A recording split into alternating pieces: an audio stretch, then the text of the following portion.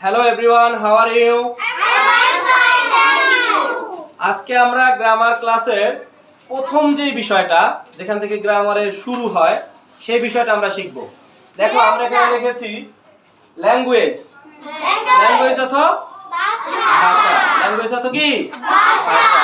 দেখো আমরা একটা সংজ্ঞা লিখেছি, মানুষ মনের ভাব প্রকাশের জন্য যে অর্থবহ সাউন্ড তৈরি করে তাকে ল্যাঙ্গুয়েজ বলে।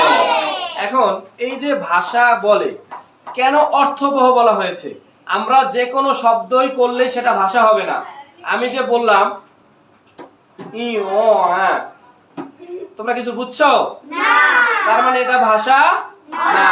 কিন্তু আমি যদি বলি বল, তোমরা বুঝছো? হ্যাঁ। তার মানে এটা ভাষা। তার মানে তুমি যে সাউন্ড তৈরি করবা তার একটা অর্থ থাকতে হবে। তার একটা কি থাকতে হবে? অর্থ থাকতে হবে।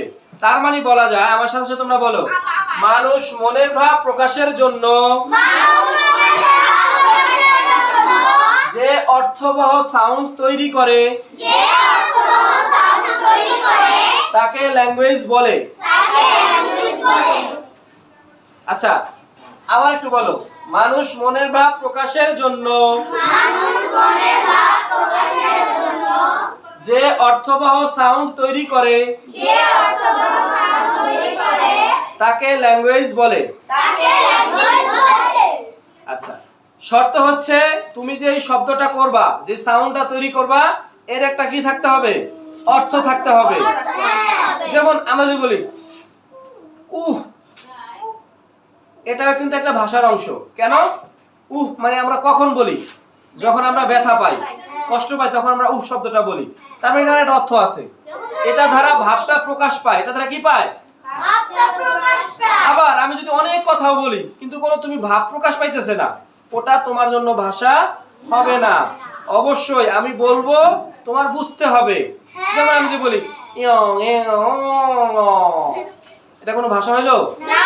কেন ভাষা হয় নাই? এটা তোমরা বুঝতে পারো নাই। তার মানে বক্তার কথা মাধ্যমে যদি তার মনের ভাব তার শ্রোতারা বুঝতে না পারে, তখন সেটা ভাষা হবে না। তাহলে আমরা আবার বলি, মানুষ মনের ভাব প্রকাশের জন্য